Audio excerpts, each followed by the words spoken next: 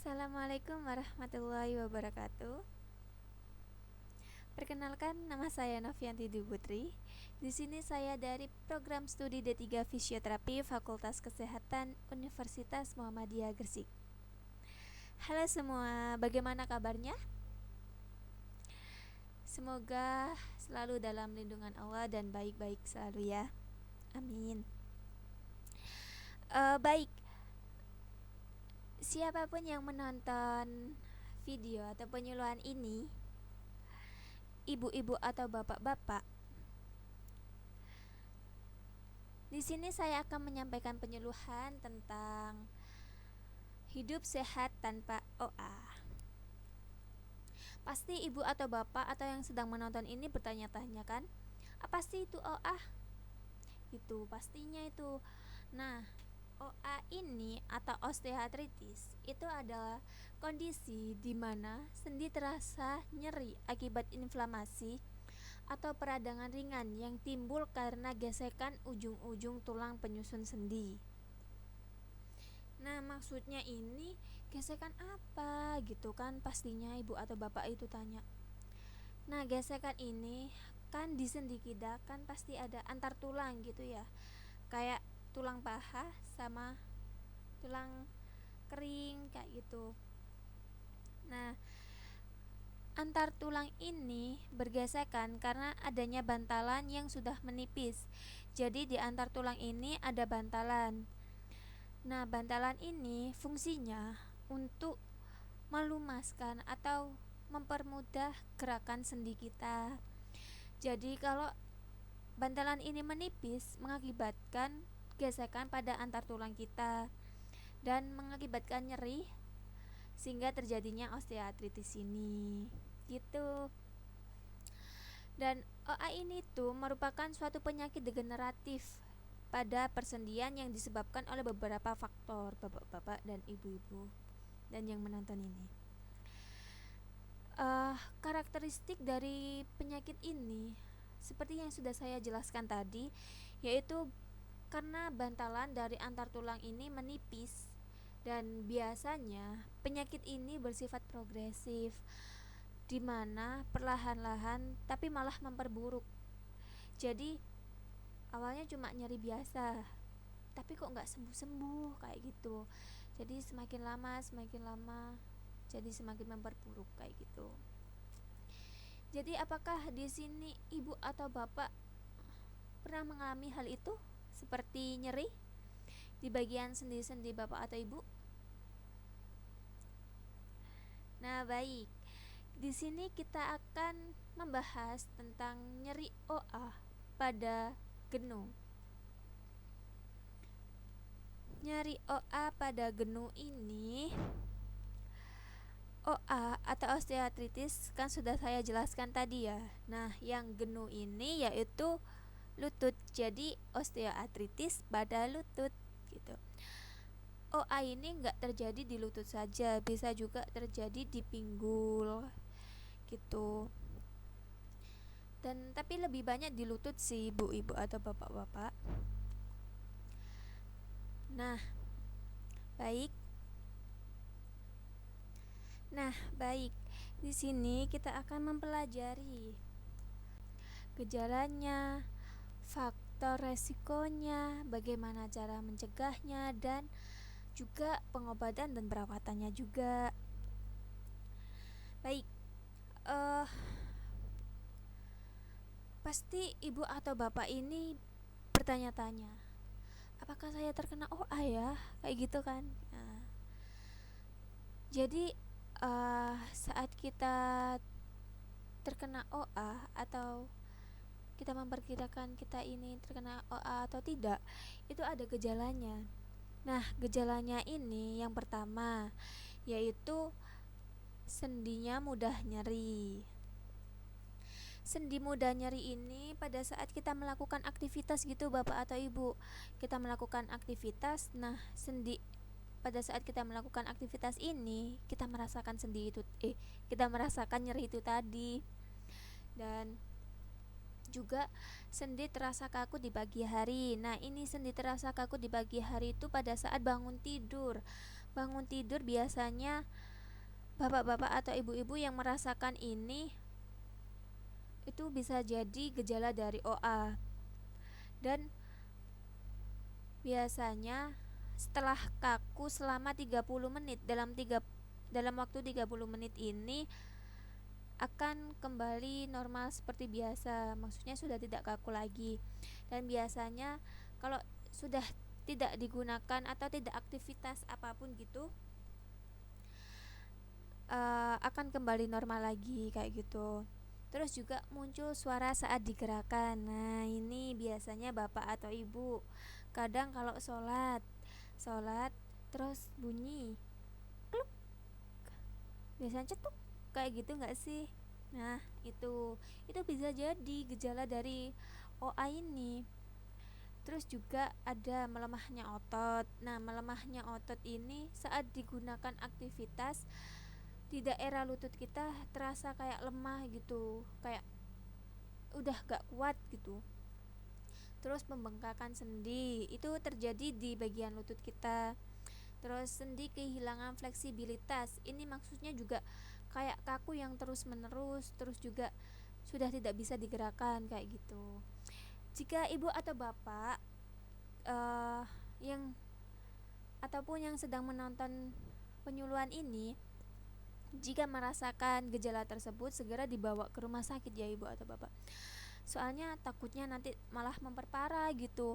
Jadi setidaknya jika sudah merasa nyeri beberapa hari gitu di bagian lutut dan ada suara kluknya gitu, langsung saja dibawa ke rumah sakit atau puskesmas terdekat gitu. Baik. Terus juga ada faktor resikonya. Faktor resiko terjadinya OA ini.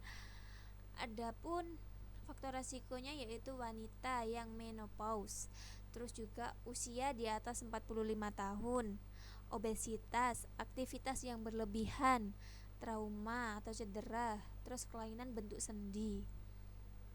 Nah, dari beberapa ini itu yang menyebabkan faktor resikonya. Faktor resiko terjadinya OA ini. Kalau wanita ini memang resikonya lebih tinggi terkena OA daripada laki-laki karena masa pada saat masa menopause itu mengakibatkan kayak penyakit yang ada di dalam tubuh kita itu menjadi keluar semua kayak gitu ibu atau bapak. Terus juga yang usia di atas 45 tahun ini juga meningkatkan, kayak resikonya itu juga tinggi terkena osteoartritis ini karena semakin tua daya tahan tubuh kita juga akan semakin melemah gitu kan. Terus juga obesitas. Nah, buat bapak atau ibu ataupun yang menonton penyuluhan kali ini, hati-hati yang lagi obesitas. Ini dikurangin obesitasnya karena obesitas ini menyebabkan penekanan pada daerah lutut kita ini tertekan sehingga menyebabkan peningkatan terjadinya OA ini. Jadi disarankan kepada ibu dan bapak yang obesitas dikurangin berat badannya, oke? Terus juga aktivitas yang berlebihan, ini seperti olahraga yang berlebihan, aktivitas kerja yang berlebihan, aktivitas di rumah yang berlebihan, itu diusahakan untuk dikurangin karena juga memperparah terjadinya faktor resiko ini tadi. Terus trauma atau cedera ini itu biasanya karena kecelakaan yang mengakibatkan patah tulang. Nah, karena gimana ya, kalau sudah patah tulang ini bisa lebih meningkatkan resiko terjadinya OA kayak gitu. Terus ada juga kelainan bentuk sendi. Kelainan bentuk sendi ini juga meningkatkan resiko terjadinya osteoartritis ini, ibu atau bapak. Gimana dari sini ibu atau bapak sudah lumayan pahamkah, sudah mengertikah gejalanya, terus faktornya? Semoga sudah mengerti ya. Terus pasti ibu atau bapak ini bertanya, bisa dicegah nggak sih osteoartritis ini dan bagaimana sih cara mencegahnya? Nah, bisa. Osteoartritis ini bisa saja dicegah dengan beberapa pencegahan, yaitu ada yang mencegah berat badannya naik. Nah, itu tadi yang saya bilang di faktor resiko obesitas. Jadi berat badannya ini diusahakan agar tidak berlebihan. Terus juga mencegah terjadinya cedera. Nah, ini diusahakan pada saat melakukan aktivitas ataupun olahraga itu dengan hati-hati agar tidak terjadi cedera. Terus olahraganya ini kita mencegah OA dengan olahraga ini dengan bersepeda, terus dengan berenang. Itu membuat sendi kita menjadi lebih baik lagi. Terus juga mempertahankan postur tubuh yang baik. Nah, ini postur tubuh yang baik itu maksudnya kita tidak boleh kayak berdiri terus menerus gitu loh, ibu atau bapak ataupun yang menonton ini. Karena kenapa ya, kalau kita terus-terusan berdiri, kayak misalnya nonton konser gitu ya, kalau terus-terusan berdiri itu juga akan mengakibatkan penekanan pada antar tulang ini sehingga terjadi gesekan itu tadi. Jadi diusahakan untuk tidak berdiri terlalu lama, kayak gitu. Terus juga ada pengobatan dan perawatannya. Pasti ibu juga tanya kan, apa ada sih pengobatannya, kan ini tulang, takutnya nanti gak bisa diobatin kayak gitu. Bisa bu atau bapak, ini bisa diobatin, ada pengobatannya dan juga ada perawatannya. Nah, pengobatannya ini kita mengkonsumsi obat-obatan, seperti mengkonsumsi obat-obatan nyeri. Nah, ini untuk mengurangi nyeri pada saat sendi kita mengalami nyeri yang hebat gitu. Terus juga prosedur medis ini pada saat kita sudah minum obat nyeri kok nggak berkurang nyerinya, terus juga kaki saya masih kaku kayak gitu. Nah, ini kalau prosedur medis ini diberikan suntikan, nanti kita diberikan pengurang nyeri dan kayak pelumas biar sendi kita ini bisa bergerak gitu. Terus terapi, nah ini juga kalau kita sudah merasakan gejala tersebut, kita terapi saja dengan nanti kita diberikan beberapa treatment oleh terapis. Terus juga operasi. Nah, semoga tidak terjadi operasi ya. Semoga tidak melakukan operasi, karena misalnya jika sudah diberikan obat-obatan, sudah disuntik juga dan diterapi tapi masih sakit saja, nah itu jalan salah satunya operasi. Tetapi jika ibu atau bapak ataupun yang menonton ini tidak mau dioperasi, ya kita ya tergantung individunya kan, mau sehat atau enggak. Jadi mau lanjut terapi aja nggak apa-apa, terus tetap mengkonsumsi obat-obatan juga nggak apa-apa kayak gitu. Terus juga ada perawatannya, ini perawatan kayak misal di rumah gitu. Nah, kalau yang pertama itu mengurangi gejala. Dengan mengurangi gejalanya itu juga merawat terjadinya OA, terus juga menurunkan berat badan. Nah, Seseorang yang sudah terkena OA ini kadang kan ada yang akibat obesitas itu ya. Nah, itu diturunkan berat badannya. Terus juga menggunakan knee brace itu untuk kayak melindungi daerah persendiannya itu, persendian lututnya itu. Terus juga exercise latihan. Nanti kalau kita terapi itu juga diberikan exercise atau latihan-latihan yang agar meningkatkan ROM dan penguatan pada daerah lutut kita, pada otot-otot daerah lutut kita, kayak gitu Ibu atau Bapak. Terus juga kompres air hangat dan dingin. Pasti Ibu atau Bapak tanya, emang bisa ya dirawat pakai kompres air hangat dan dingin? Bisa Ibu atau Bapak, kan biasanya kalau nyeri udah nyeri gitu terus bengkak gitu. Nah, itu kalau bengkak itu jangan diberikan yang kompres hangat, sebaiknya diberikan yang kompres dingin saja, kayak gitu. Terus ada juga perawatan menggunakan alat bantu saat berjalan. Nah, ini alat bantu saat berjalan ini supaya mengurangi penekanan pada daerah lutut Ibu atau Bapak yang terkena OA ini, kayak gitu. Bagaimana Ibu atau Bapak? Apakah Ibu atau Bapak ini merasa masih bingung apa sih OA ini gitu? Semoga tidak ya Ibu atau Bapak, ataupun yang menonton ini. Karena kalau Ibu atau Bapak ataupun yang menonton ini rasa aduh takut, kayaknya ini penyakit yang sangat ngeri gitu, jangan takut. Yang penting Ibu dan Bapak bisa menjaga pola hidup Ibu atau Bapak, terus bisa mencegahnya. Kan sudah saya jelaskan ya tadi cara mencegahnya itu gimana, terus gejala-gejalanya itu bagaimana gitu.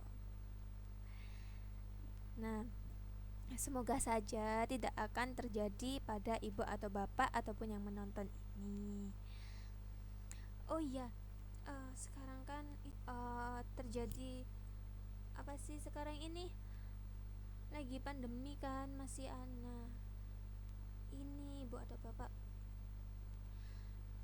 Jadi kita harus melawan coronavirus. Nah, kita harus banget melawan coronavirus ini agar coronavirus atau COVID-19 ini cepat hilang. Terus Ibu tanya atau Bapak ataupun yang menonton ini tanya, lah bagaimana cara kita menghilangkan virus corona ini gitu kan? Nah, ini ya dengan kita harus mengetahui gejala klinisnya bagaimana Ibu atau Bapak. Biasanya itu gejala klinisnya itu yang pertama yaitu kita merasakan demam, dan demamnya itu sangat tinggi sekali. Bisa jadi 37 derajat Celcius ke atas. Nah, itu kalau sudah merasakan seperti itu sebaiknya langsung dibawa ke rumah sakit atau puskesmas terdekat. Terus juga ada batuk dan pilek, terus gangguan pernafasan. Nah, itu jika mengalami hal tersebut sebaiknya langsung dibawa ke rumah sakit terdekat. Terus juga gangguan tenggorokan, biasanya itu gatal, batuk terus kayak gitu. Terus juga yang terakhir itu kita merasa lemas, letih, lusuh kayak gitu.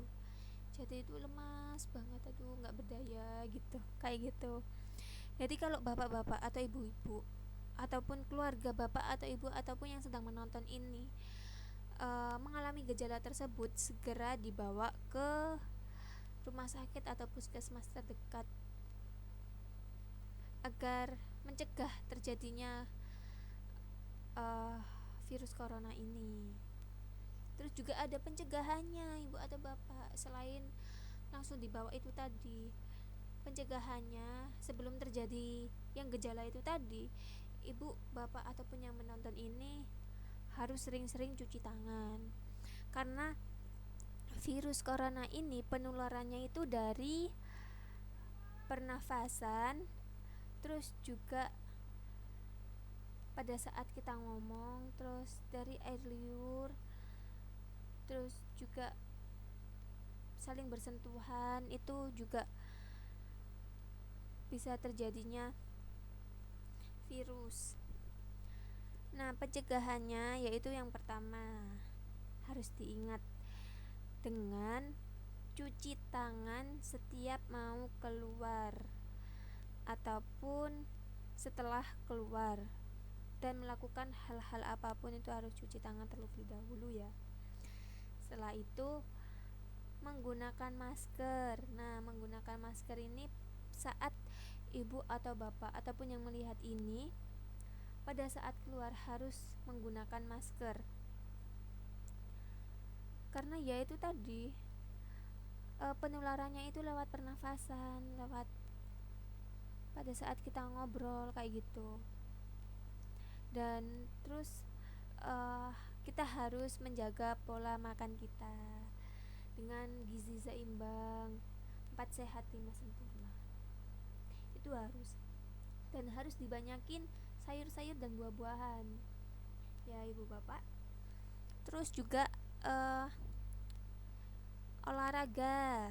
Nah, olahraga ini untuk meningkatkan daya tahan tubuh kita kayak gitu. Jadi setiap pagi kalau ibu bapak nggak pengen olahraga di rumah ya gak apa-apa, olahraga di luar asalkan menggunakan masker kayak gitu, dan menghindar dari kerumunan. Tapi alangkah baiknya olahraganya dilakukan di rumah saja, karena untuk menghindari penularan virus corona ini. Nah, olahraganya ini bisa dilakukan 10-15 menit itu setiap pagi. Dan juga pencegahannya yaitu jaga jarak. Jadi jangan sampai kita ke tempat yang berkerumun, dan jangan sampai kita ini tidak jaga jarak sama seseorang. Kayak misalkan kita di toko ya, kita di toko membeli sesuatu, nah itu kita harus jaga jarak pada saat kita mau bayar itu. Jaga jaraknya 1 meter ya ibu dan bapak. Nah, dari beberapa ini tadi, pencegahan ini tadi, ini untuk mencegah terjadinya virus corona. Jadi kita bisa melawan coronavirus ini atau COVID-19 ini dengan cara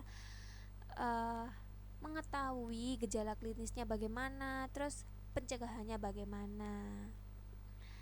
Semoga kita tidak tertular virus corona ini. Baik, semoga penyuluhan yang saya sampaikan kali ini bisa bermanfaat untuk ibu, bapak, ataupun keluarganya dan ataupun yang menonton ini. Semoga bermanfaat, dan semoga yang sedang menonton ini selalu dalam lindungan Allah dan semoga sehat selalu.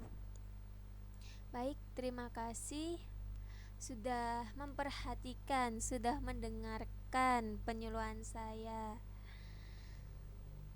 Terima kasih yang sebesar-besarnya. Maaf apabila ada salah kata yang saya ucapkan. Wabillahi taufiq wal hidayah. Wassalamualaikum warahmatullahi wabarakatuh.